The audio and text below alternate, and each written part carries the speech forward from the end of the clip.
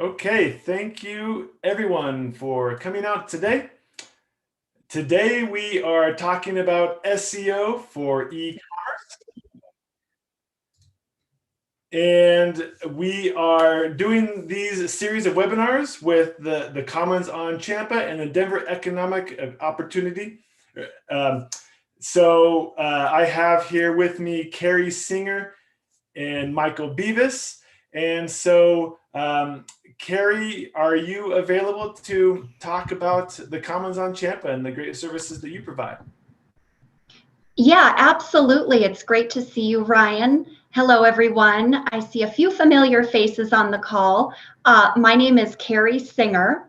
And as Ryan mentioned, I'm with Denver Economic Development and Opportunity, so local government.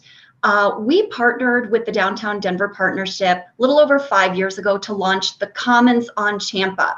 So the Commons on Champa is located in Denver, Colorado, and it's a public space currently closed due to COVID that offers a wide array of resources for entrepreneurs. So this includes free business advising, and that's all taking place virtually currently, a plethora of workshops and resource-rich programming, such as the webinar we're on here today.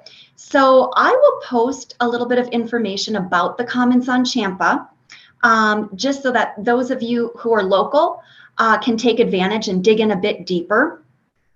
The other thing that I'll mention is Denver offers entrepreneurs a wide array of resources, and these include access to small business lending, tax credit program incentives, resources for recruitment, government contracting opportunities and certification, just to name a few.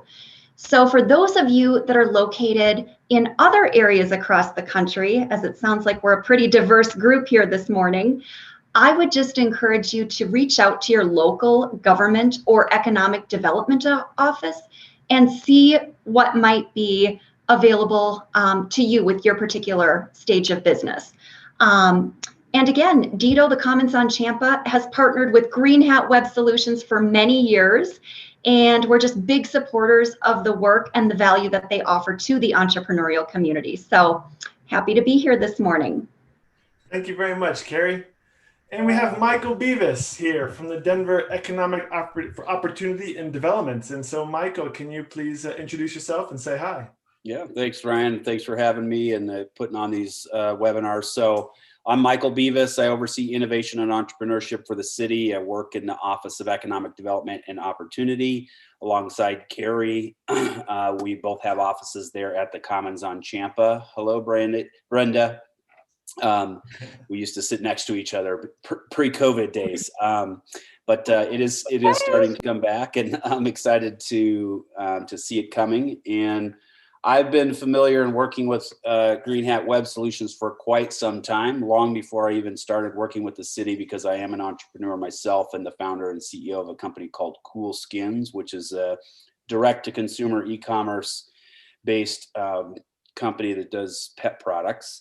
And learned a lot of tips and tricks from these guys before I started working here, and now working alongside of them doing these types of webinars. So happy to be here and happy to be a resource for anybody that's on the call. And I appreciate Carrie hinting at the idea for those of you spread out across the country to work with your local Office of Economic Development.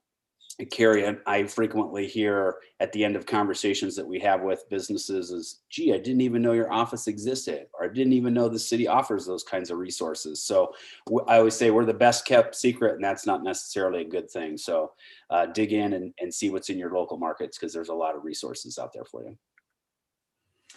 Thank you very much, Michael. And thank you for the newcomers who just joined, Megan and James. We have a good group today, and as was observed, all spread out through the United States. That's great. Sometimes we have some international participants as well. So this group is small enough, though, where we can have a very interactive discussion. So please feel free to ask questions at any time. This is really for you. So we provide these meetups. We've been doing them now for a while. We used to do them in person. Now we're doing them online. Eventually, we'll probably go back to doing in person again and online. But it's a free service. It's a way for us to give back to the community, and it's also a way for me and my team to stay sharp and to stay on top of the leading the trends and all that, so that we can answer questions and everything. So we really enjoy talking with you. Please feel free to ask questions. You can interrupt me as we go, or you can write your question in the chat and we'll get that addressed. All right, I'm going to share my screen now. Today we're talking about SEO for e-commerce. And so, start on the last slide here. Hold on a second. Okay, here. Okay, first slide. Okay. All right, we have a lot to talk about today.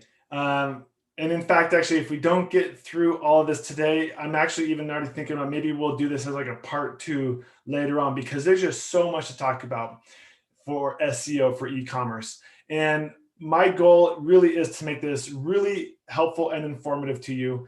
That's the whole objective of this. And we have a small enough group, like I said, so we can ask questions and have a great discussion as we go. All right, so just a little bit about me. My name is Ryan Masterson. I am the CEO and co-founder of Green Hat Web Solutions. And I have various experience in UI, UX design, as well as SEO and marketing. I've worked with or partnered with some local agencies, some of which you may be familiar with in the Denver, Boulder area, Volume 9, Blue Moon Digital, Room 214. And so we've been doing our work at Green Hat now for over 10 years, and it's great. And we really enjoy it. Okay, so we have, like I said, a lot to talk about today. We're going to talk first about the product page. Then we're going to talk about user experience in your e-commerce website.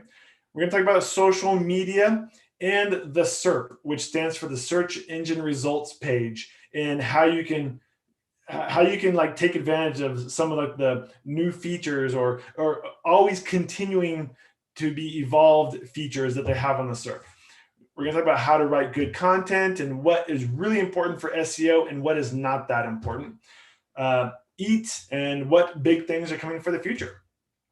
Okay, so first of all, for the product page, let me start off by saying that I am going to ask people to, whoever is interested, they can share their website with me, with the group here. We can look at it together and we can kind of discuss some things.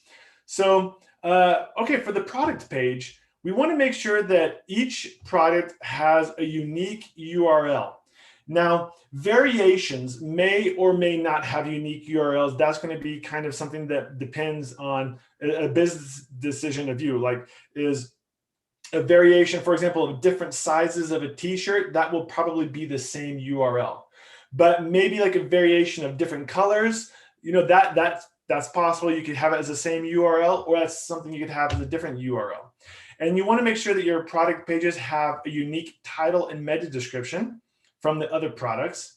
And we want to make sure that the URL is in the XML sitemap. However, the category URL may or may not, and I can talk about that. So my first question to the group, is there anyone who would like to share who has like an existing e-commerce website and would like to share that with us, and we can take a look at the XML sitemap of your website if you do have one. While you're thinking about that, I will make another comment here about this last one. So you want to make sure that inventory stays accurate on your website. And there's a quote that I came across from a particular user on Reddit that I thought was pretty good. Usually, he's saying that two things may happen that are both it's not the correct way to do this. If you run out of stock, you don't just let the page 404 be as an error. And nor when it comes back in stock, do you create a whole new URL. You should not do that. If something is out of stock, you should just list it's currently out of stock. And then when it comes back in stock, you have it displayed on that same URL. You don't want to be changing URLs for SEO reasons. Or if you do change URLs, then which sometimes is necessary, or then what you can do is you should make sure to create a 301 redirect from your old URL to your new URL. All right, so Matthew has volunteered to share a website. So yes, thank you very much, Matthew. And it is on wholesale nuts and dried fruit. So let's take a look at this together here real quick. Okay, great. Yeah, thank you very much, Matthew, for being willing to share your website with the group here. Okay, so this is his website here, and we're going to see now. Well, first of all, actually, before we go into the XML sitemap, let me just take a look at one of a product page. Okay, so we have like looks like, okay, we have bulk raw almonds here, and we have our cart with the. So these are kind of like the different variations he offers, is like the different sizes. And now we're going to check out to see if how the XML sitemap is set up. So I'm just going to type in here sitemap.xml, which is the standard protocol to get to this sitemap. And okay, so here we have our sitemap, and I can see that. Let's see here. I'm looking for some products here. So here I see that we do have products. That each product has its own URL. It looks like bulk raw almonds is probably in here too, because I see some of these other things. So I'm just going to assume that okay, that's good. And I wonder, let's see if there's categories. It looks like I don't see that or I guess nuts and dried fruit is maybe like is a category. And so bulk foods and bulk dried fruit. Great. So yeah, it's good to make sure that you have your pages, your URLs in the sitemap.xml. So thank you very much. I'm going to show you just an example of another type of a sitemap. Let's see. I'm going to see what's like maybe how about okay, I got an idea. Shop at okay, we have but we're going to check out a local interior designer here in Denver, and this one is built on Shopify, and so we're going to see how the sitemap is different, and we can talk about that real quick. So sitemap.xml. Okay, so here in this particular one, this sitemap, as you can see, it's like it's just a different style. This kind of happens when just different platforms are providing this one. And let's see if we can. So in this particular case, it's saying that the products are at a sitemap that is located at a different URL, and that happens as well. So actually, whoop. And that didn't work. I mean, maybe I might need the key here. Let's see. Okay, so yes, and so in this particular type of sitemap, we have like how often the page changes. This is telling the search engines how often a page is changing for them to come back and look for updates. So a sitemap.xml is something that your users will never see. They shouldn't ever see it. It's not intended for users, but it is intended for the search engines to see, to know about how often like something like this changes, what like the title of it may be, where it's located, the exact URL that they want you to use. And you can even you give it like the last date and time that it was modified so that search engines can know. So, okay, yeah, thank you. We're going to move on here now. And now we're going to talk about the experience, the cart and checkout experience. So this link here has some great options or great ideas on how to give your users a great user experience. And why is a great user experience important? Well, there is an obvious one. I mean, an obvious answer. The obvious answer is that it's important for your users to be happy and to be able to navigate the site and to make the purchases that they need to, that they want to do without much blocks. However, there is an indirect benefit to a great user experience as well, and that is an increase in your rankings for SEO. And the reason why this is an indirect advantage of a great user experience is because one of the things that Google is looking at is when someone goes to Google and they're searching for like bulk almonds, we'll just say, and they go to your website, if it's a great user experience, they will typically stay on that website for some time and not hit the back button and go back to Google. If they do, Google knows that, they see that.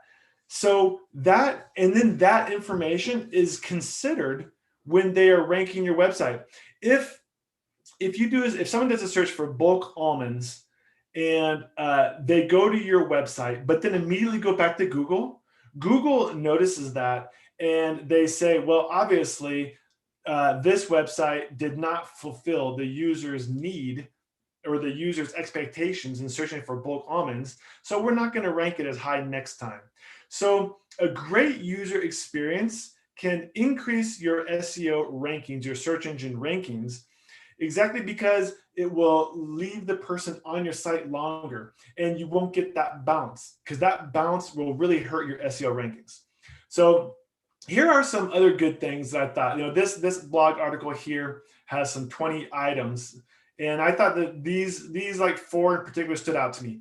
Leaving out security. So one thing that you want to do in an e-commerce website today, you have to make sure that you have a security, an SSL, a security certificate, and that the domain is HTTPS, or the URL, HTTPS instead of just HTTP. You need to make sure that it's secure. If not, search engines actually, or many browsers these days will automatically warn visitors that this site is not secure. So you need to make sure that your site is secure. But most e-commerce sites these days, though, are secure because that is a growing trend and it's becoming very common. One thing that I think is a common UX mistake is by having only one image of your product. You need to have actually various images. Even if it's just like a simple product, different images from different perspectives, or even like an image of the label itself. So particularly if it's like a food item, so you could have an image of the actual food or the actual item, and then an image of like the label, and then maybe a different one of the nutrition facts. Let's actually see here if we're looking for bulk tart red cherries. Okay, yes, we do. We have multiple images. Great. This is really good. So we have the nutrition facts image here, and then we have 2 other images here that are available. Great. Okay, that's really good. And so let's see here on this one too. This is also a nice feature too, when available, is to provide like a zoom feature so people can kind of zoom in on the image and take a look at, like in this case, you can take a look at the stitch of the fabric and everything. And so that's always this is showing a front and back view of the product. So that's very good. One image is not good. Multiple images are good for user experience. All right. Number 7, a compulsory account. Sometimes when on an e-commerce site, a user is forced to create a user account before checking out. Now, there may be a business decision about why you would want to do that or why you would not want to do that. But I think that unless you have a good reason to force people to create a user account, I think as a user experience, it's nice to let them be able to check out without creating one and just check out as a guest. Okay, then we want to, okay, number 5, keeping the contact details under wraps. So what this means here is that we always want an e-commerce website needs to be able to contact you. They need to know who you are, where you are. And the reason why I say that is because it builds trust. If you are doing if you're providing this totally anonymously, it may work, you may sell some things, but some of your visitors may be hesitant to purchase from you because they may wonder, well, who is this person who I'm buying from?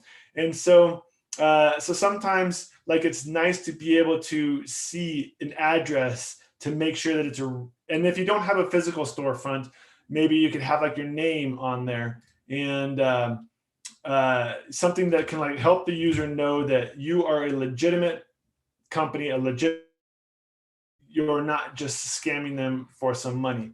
So for example, here, the contact us, we have an address. Okay, that's good. And then we have a contact. And it looks like, yep, they're, a way to get a hold of them if there's questions. That's really good.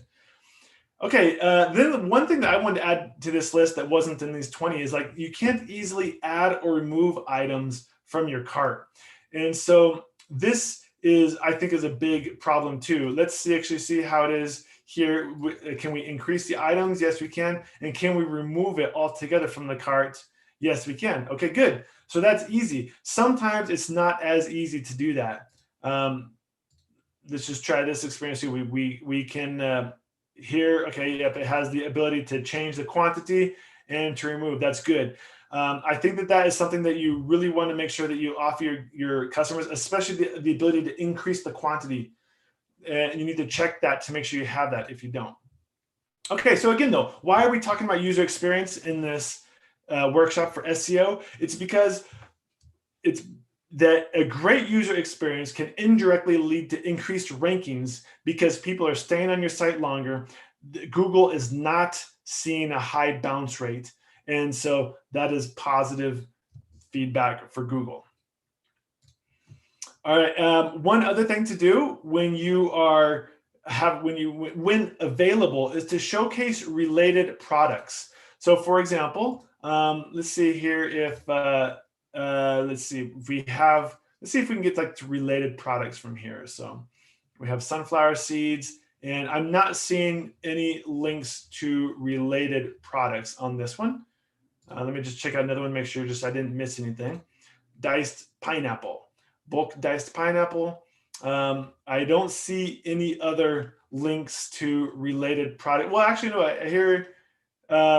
here is a related product. So yeah, that technically, okay, so there was a link for a related product on there. One way that this could be improved, the user experience, is by actually having it be like an image, putting an image here of it. But there is a link on here at least once. That's good. Let's check out this interior designer and see if there's like any related products here. No, there are not. So there are no related products here. And sometimes it's maybe because they don't offer a large selection or a large variety. Okay, well, no, there are actually other pillows. So in other words, they're missing out. They could have the opportunity to have other related products here on this page if someone's not exactly happy with this one. Like, for example, if they just came in through a Google search directly to this page, maybe you should have other pillows too. If they didn't go through this page here, I mean, obviously this one has all of them, but if they didn't come through this main category page, then it might be nice to have the related products down below, related pillows, so that someone can purchase additional ones. Okay, great. Now we're going to talk about some trends in social media. Actually, first of all, does anyone have any questions so far? I've been talking real fast. Let me just pause real quick.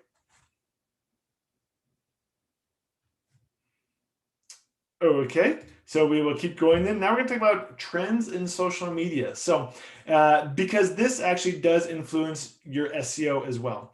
So one thing we have seen is that chatbots and live chat are becoming more popular these days. I wonder if there is a live chat opportunity. Not all websites have it because it does require someone to be able to address the person live, and not all businesses have the staff to have like a live chat. So for example, in these two websites here, I'm not seeing like a live chat option, which is understandable because not all businesses have that luxury. But that is becoming really popular. If you're using like a WordPress site, it's as easy as installing a plugin. If you're using a Shopify site, you could probably do that too. Michael, actually, do you Do you use live chat on your Shopify side, or do you know how easy that is to set up through Shopify? It's relatively easy to set up. I don't currently use it because I'm a one-man show. Yep. I would love to have that feature, but yeah. Okay, yeah. These days it's pretty easy to set up. Do you know if it's an additional cost? I haven't looked into it that deeply, but Yeah. there's an easy plugin for it. Okay. Yeah. Yeah. Great. Yes, and we also know that video is becoming very popular, whereas YouTube is like the second largest search engine after Google itself. Okay, so another thing we noticed though is that Google says that likes on search engine posts don't factor against search rankings, but research and study continually shows that actually they do. This little video here is just a video of a Chinese click farm where basically all these cell phones are set up so that they can increase likes on social media posts. It's basically like a non-organic way of increasing likes on posts. So I'm not suggesting that you necessarily do that. This is considered black hat SEO, but what I did want to say is that it is important to get likes on your social media posts when possible, because although they say that doesn't really influence search rankings, the research suggests otherwise. Okay, now this one is something that I really like. The social card validators.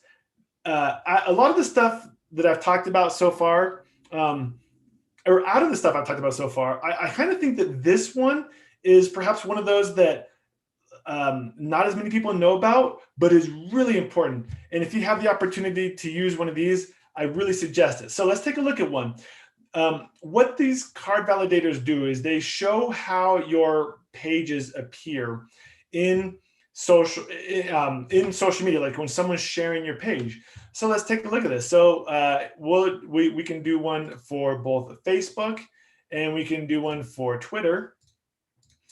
And there are probably other ones too. So what you do, all you do is you just copy in the URL for the page and put it in here. So let's take a look at this bulk pineapple rings page.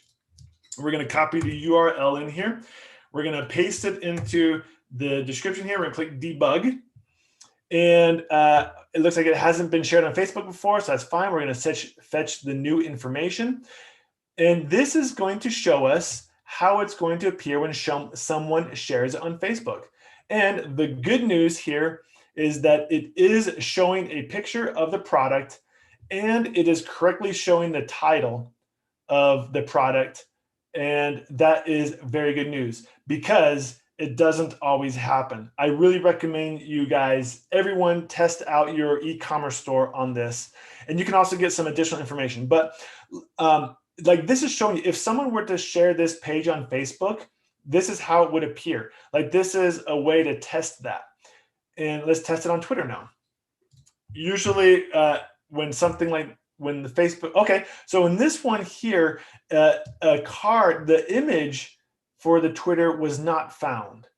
And so perhaps maybe on some different pages, we'll have some different results or something, but there could be some investigation into this. Is like, how can we get the image to show up on Twitter? So there are validators for Instagram as well, and other social media platforms for you to check out. These are just two examples from Facebook and Twitter, but I really recommend checking this out because social media is going to have a big impact on your business, or it can have a big impact on your business if you're able to do a lot there and get the word out. And you want to make sure that when people share your link or talk about a post, or even when you yourself share your post, that the correct information appears as you want it to. Okay, now we're going to talk about snippets and the expanded SERPs. So back in the old days, Google's search engine results page, which is basically the page that appears after you type in a search, was really simple. It was like 10 URLs, and then those 10 pages had like maybe a title and a meta description, and that was about it. But things have changed. Now Google SERP is continuing to expand, and Google wants to do more and more and more from the SERP itself, rather than having the users to go to the product page themselves or something. So, for example, here's just a screenshot of like what happens when someone searches for stuffed pizza, and these are like this is actually not two columns, but I just pasted the two. It is the same screenshot, just cut in half and put side by side so that we could see it all at once. But if someone does a search for stuffed pizza, Google is saying, hey, what else? Were you looking for like, what does a stuffed pizza look like, or what is Pizza Hut stuffed crust? It's giving suggestions. It's also giving you ratings, stars, and how many, like on recipes, maybe like the time it is to cook, is showing you snippets of videos that are related to that.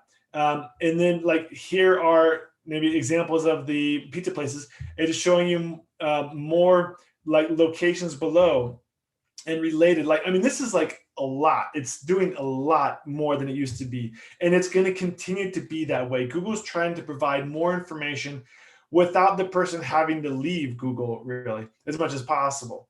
So, and you want to capitalize on that when you can. One way you can capitalize on that is by adding schema markup to your website. And schema markup is a way that it's kind of like a sitemap.xml page. It's never seen by your end users, or it never should be, but it is something, it's a way to communicate through code, through the back end kind of, with the search engines, to tell them, okay, this is basically what it is. I have a product here. It's $6.99. It's in US dollars, and it's currently in stock. And like, here's like the value, the rating value of it right now. I mean, you can provide a lot of information. It's kind of like an agreed upon markup style that web developers and search engines have agreed upon to use to communicate with each other. Very technical data that, so just to make sure that Google is displaying the right information for the right thing. For example, like this schema markup, it might be used when displaying these 5 stars, or this 4.9 rating, or 47 votes, or 2 hours and 40 minutes to cook, and 510 calories, like all that stuff is gathered here through this schema markup. And there are plugins available for this, plugins and add-ons that you can use to add to your website. In fact, actually, we can see here if the URL, I think, to check the schema markup recently changed. Let me see here. Let's see here. Where was it? Okay, let me do a search for a schema tester.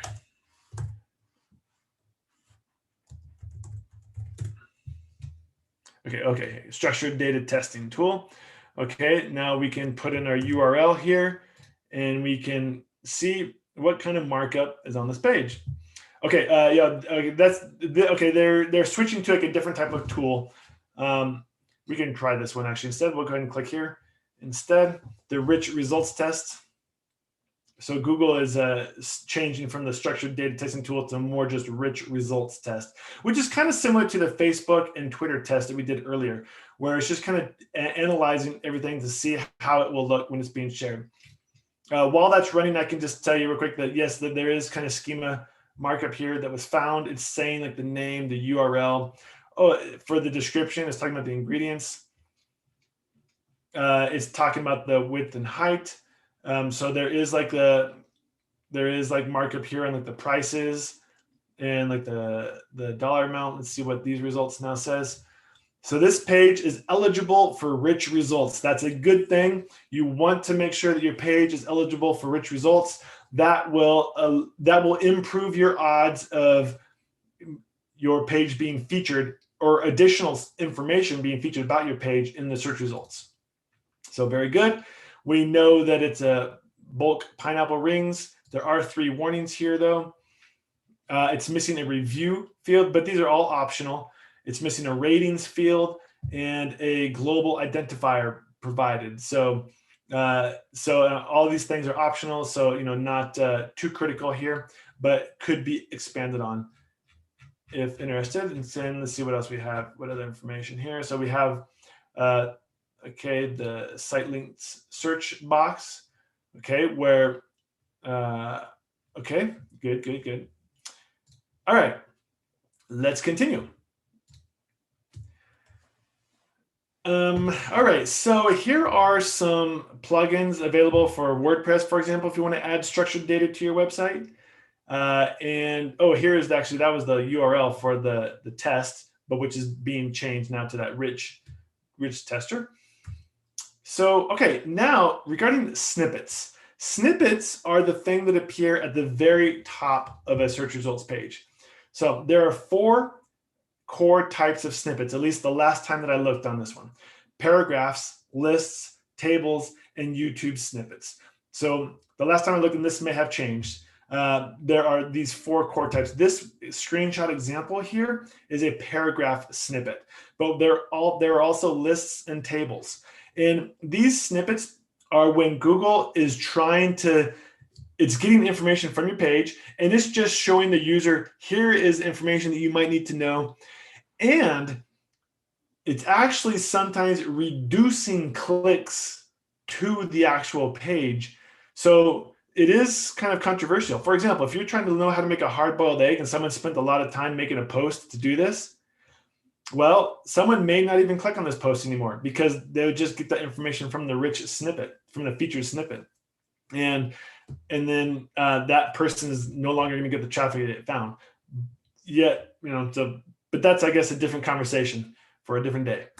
How do you get featured as in a featured snippet? Well, you need to actually make sure that your markup, your HTML is very good and organized. So in this one here, for example, it's like the best search engine optimization tools. That's the title of this post. And then there's one, Ahrefs is a tool. Another tool is Google Search Console. So that's number 1, that's number 2, and then there's 3 and 4. And the way they did that is through an ordered list. Each big item is in its own LI tag. This kind of gets into some technical stuff here, but like the heading for the H3, the heading, the image, the paragraph, this image here, it's all nestled inside of an LI tag. So which makes it easy then for Google to display that information as a featured snippet.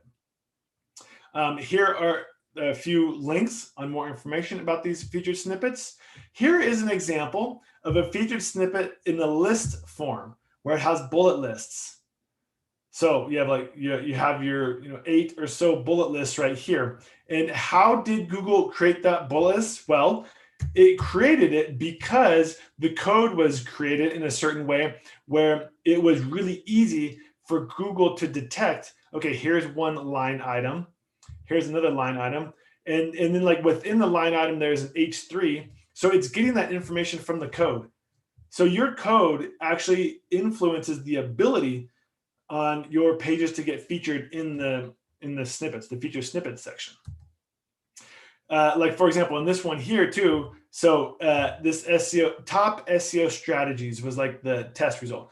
And then it's saying, okay, here's like a bullet list. Well, where's it getting that bullet list from? It's getting because that bullet list was created in the page itself. Make a list of topics, make a list of long tail keywords. It's getting this from this. So that page, I'm sure that these developers here on this website intentionally created this page with bullets and organized their code in a certain way in order to make themselves eligible for these featured snippets. Now, the cool thing about featured snippets is that your page doesn't have to rank number 1 to be featured in a featured snippet. Now, we all know that everyone wants to rank number 1, everyone. However, the featured snippets actually kind of usurp that, because your page could rank number 5. Even if your page ranks number 5, you still have a 6.1% chance of being in the featured snippet section above the official number 1 page. So it is kind of cool that like featured snippets, if you can take advantage of those, you have the ability to get higher than even the #1 page if you're not currently the #1 page. Okay, so one way that we also want to improve SEO on our e-commerce sites is by writing good content. And we want to write good content and with appropriate keywords. Here are some links to some tools that you can use to get keywords, and test which keywords are being auto-suggested, and just which keywords you need to use. So I also want to put in this link here. I put in this link to, you really want to focus on examples of great content layout. And so here is an example of a great content layout. So look at this. I actually created this for one of our clients here. And I want to show you this because it's so useful to know, so important to know. When you're writing a page, let's say of 200 words, like don't just put it in like a long paragraph. I intentionally put this in lorem ipsum text so that people wouldn't get distracted on what it says. The point is that like these are very heavy paragraphs. People don't like to read heavy paragraphs these days. They don't like to. So here's an example of a good content layout. A good content layout features headings, different size headings. You have your H1 heading, and your subheadings, H2. You have your paragraphs are smaller. You include things with numbered lists. You include tables. Maybe you even have icons. You make, and then you add other headings throughout the page. Put some things in bold. You have like bigger headings and smaller headings. You have bullet lists, maybe even different columns and and then like you put some things in tables. No, like so really, I'm gonna back out this. Let me zoom back out. I'm gonna show you something like this second example is a great example of a good content layout. It doesn't matter what you're writing about, what your industry is in, everyone can practice this. This is an example of good content layout. It's very user-friendly, and it looks great. Here, this top example is bad content layout. And then the thing about it, this is actually the interesting thing about it. People are always feeling pressured to write more for SEO, to write good things. Well, here's actually the interesting thing. Or they feel like, they don't have enough time, enough things to write about. But the point is that like, if you do it in like layout like this, it actually requires less content to make something that looks cooler and longer. If you're kind of doing it and breaking up and like different things like this. In other words, this top section here has much more content. So it was a much more strenuous, both for the author to write and the reader to read. And this second example is less strenuous for the author, for you to write. You can do this. This is actually easier than the above, and it looks better. So it's a win-win.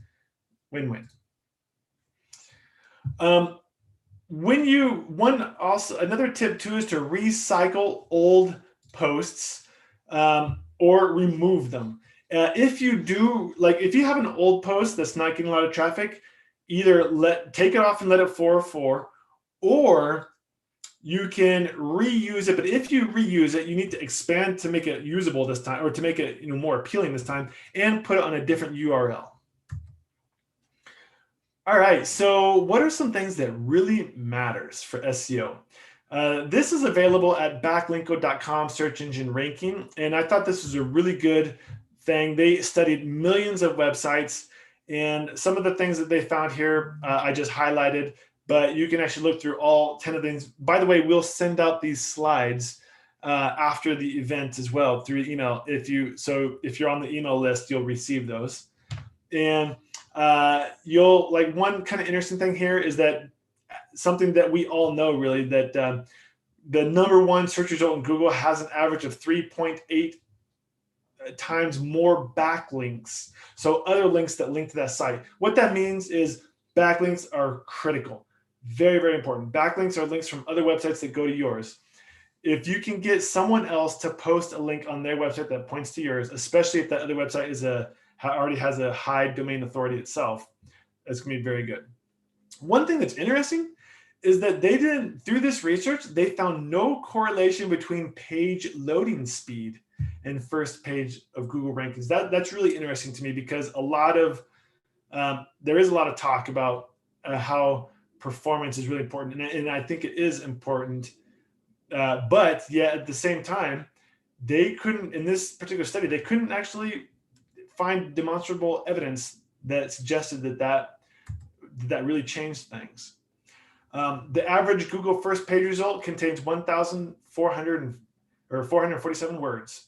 So there you go. Maybe that's what you could use as your goal. And your shorter URLs tend to have slightly ranking advantages over longer URLs.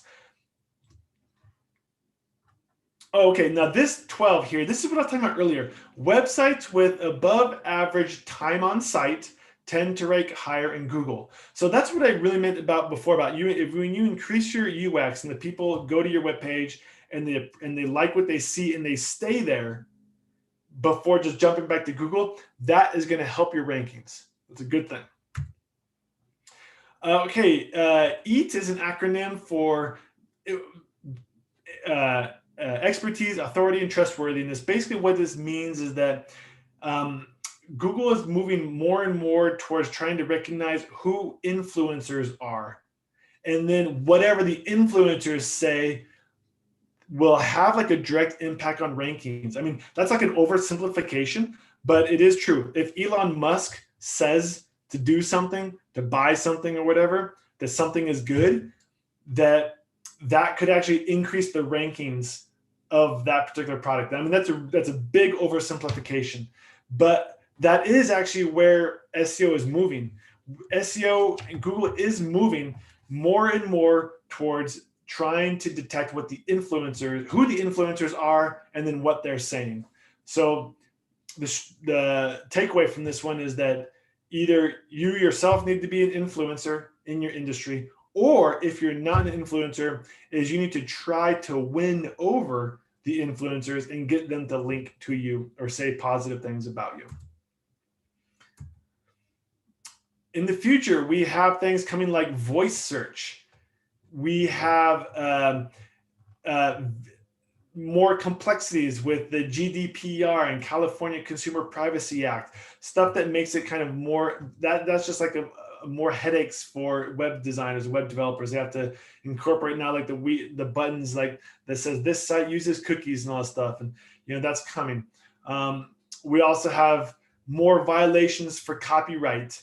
So we have had clients who have received letters from lawyers, and even some of them were actually sued for using images that were not authorized to use. So if you do use images, make sure that they're your own or that you correctly license them through the stock photography website. You can even do image searches these days, which is really cool. This may actually affect your store too in certain ways. Okay, so I took this picture. I took this picture myself of a packet of photo paper that I had at my home. And then I did an image search through it, and Google knew exactly what it was. When I took this picture myself, so it's not like one I took from Google, but Google recognized it. It knew exactly what it was. So I did this image search, and it said, oh, you're looking for Canon photo paper plus glossy tube, 4 by 6 inches, it's pretty amazing, actually. Technically, they were slightly off. It was actually 5 by 7 inches instead of 4 by 6 inches. But the point is that you can even take photos of yourself, random things, and get results from that, which is one reason why, again, you need multiple images of your products. And because if someone takes a picture of something that looks kind of like your product and does a search for it, they could find your product page by that. It's pretty cool. Here are some additional resources. Okay, actually, I did talk fast, and I was able to make it through a lot of this. Before I open this up to questions, let me just mention too that we are providing these services for free. One thing that I would really ask, or that I'd ask if you really enjoyed what this presentation here today, if you got some good tips out of it and learned something, I would ask if you could kind of write a review for us on Google or Yelp. This really helps us out, and your reviews really mean a lot to us. This is it would be a great way to show your appreciation for the work we're doing. We'll put the links to the Google and Yelp place to write your reviews in the chat. And we'll also send it out in an email with the slides for this slideshow as well. So one of our goals is to offer free educational opportunities and resources to the community. So if we did a great job on doing that, we would love to hear it there. And so now I'm available to answer any other questions about SEO for e-commerce. Does anyone have any questions or comments?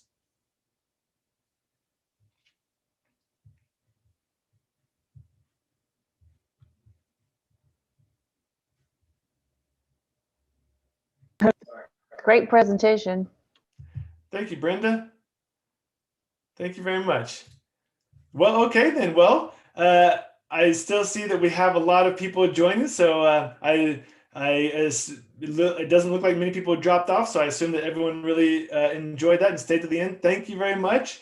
And we will see you in about 2 weeks for our next one on Google Analytics and how you can use that to get insightful and actionable items for your e-commerce store. So thank you very much, everyone. Have a great day. Bye. Right. Thanks.